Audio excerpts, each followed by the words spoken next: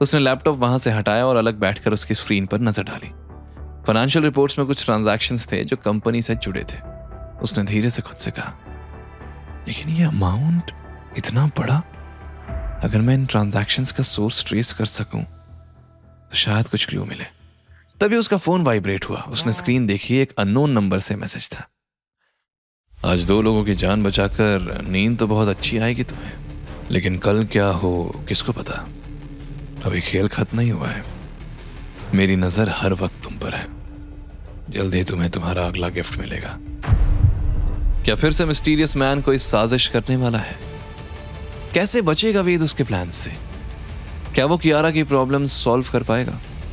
वेद laptop पर इतने सारे बटन्स देखकर परेशान हो गया और मन में सोचने लगा, ये कियारा की हील्स और इस लैपटॉप के बटन्स दोनों एक जैसे चिटचिट की आवाज क्यों करते हैं यार? वेद बेटे, अगर उन हील्स का शिकार नहीं बनना है तो इन बटनों का राज समझना पड़ेगा। वो एक एक करके सारे बटन्स दबाने लगा। चलो देखते हैं ये चमकता हुआ डब्बा कौन कौन से खेल दिखाता है। तभी अचानक एक फाइल खुली, लेकिन उसमें पासवर्ड लगा हुआ था।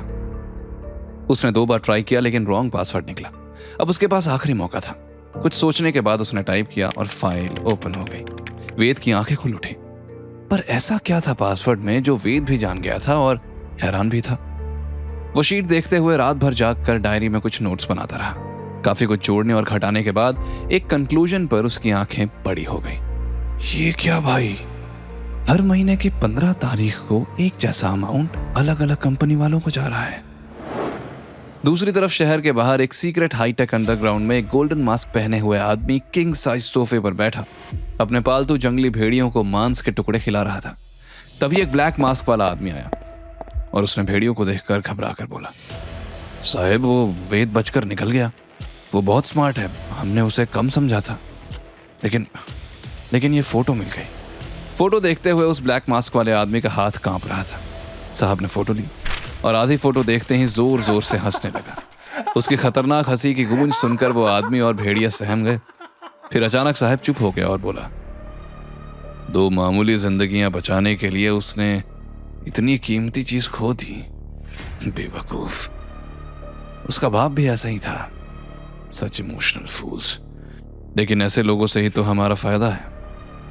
उसने फिर ब्लैक मास्क वाले आदमी को ऑर्डर देते हुए कहा, नजर रखो उस पर, और अभी के लिए जिंदा भी। वो आदमी हाँ में सिर हिलाकर वहां से बाहर निकल गया। लेकिन अब देखना यह है कि वेद को इस बात का एहसास कब होगा और क्या करेगा वेद उस फोटो को वापस पाने के लिए। अगली सुबह खिड़की से आती हल्की रोशनी कियारा के चेहरे पर पड़ रही थी।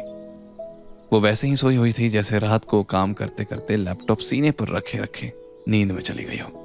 आंख खुलते ही उसकी नजर घड़ी पर पड़ी तो उसका दिल बैठ गया। Shit shit shit shit, meeting में सिर्फ आधा घंटा बचा है। ये सोचकर वो एक झटके में उठ बैठी और चादर नीचे गिर गई और बड़बड़ाते हुए वो बाथरूम की ओर भागी। मैं इतनी देर से कैसे उठी, और वो फाइल, डैम, अब क्या होगा।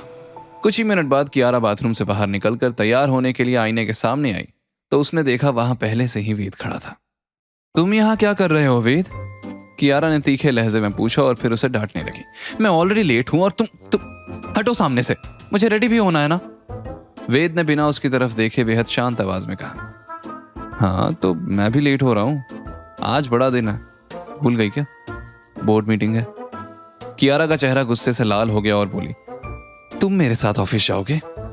नो वे, तुम घर पर रहो या जहन्नुम में जाओ, लेकिन मेरे ऑफिस नहीं आओगे। वेद कंधे उचकाकर बोला, तुम्हारे पास कोई और ऑप्शन नहीं है? दादी ने मुझे तुम्हारे साथ रहने को कहा है। यह सुनकर कियारा ने पलटकर चुटकी बजाते हुए कहा, यू लिसन टू मी। दादी ने तुम्हें क्या ऑर्डर दिए हैं आई डोंट केयर, बट मेरे आसपास भी मत भटकना, समझे तुम? वेद जाकर बैठ गया और बोला, you listen to me Mrs Kiara, मुझे कोई चिपकू बनने का शौक नहीं है, लेकिन जब तक दादी हॉस्पिटल में है तुम मेरी जिम्मेदारी हो। मिसेस शब्द सुनकर कियारा थोड़ी भड़क गई और बोली, डोंट कॉल मी मिसेस, मैं मिस कियारा रायज़ादा हूं, यह शादी बस नाम की है। वेद ने मुस्कुराते हुए कहा, लेकिन शादी के बाद मिस से मिसेस तो बन गई ना, इतनी इंग्लिश तो आती है मुझे। वैसे ऐसे बारूद भरकर गुस्से में जाओगी तो मीटिंग में फट जाओगी। यह सुनकर कियारा तिलमिला गई। तभी उसकी नजर वेद की शर्ट पर गई जो प्रेस के बगल में रखी थी। उसने वेद की प्रेस की हुई शर्ट उठाई और जानबूझकर प्रेस को दोबारा शर्ट पर रखकर चला दिया। वेद पलट कर चौंका, अरे मेरी शर्ट! कियारा ये क्या कर दिया? कियारा ने तुरंत मुड़कर देखा। उप्स, जल गई। इसलिए बारूद को चिंगारी लगाने से पहले सोचा करो। ये कहकर कियारा पैर पटककर बड़बड़ाते हुए वहां से निकल गई। आगे की कहानी जानने के लिए देखें अगला एपिसोड सिर्फ पॉकेट एफएम के YouTube चैनल पर, और के फॉर किंग के सारे एपिसोड्स को सुनने के लिए डिस्क्रिप्शन में दी लिंक से डाउनलोड करें पॉकेट एफएम ऐप।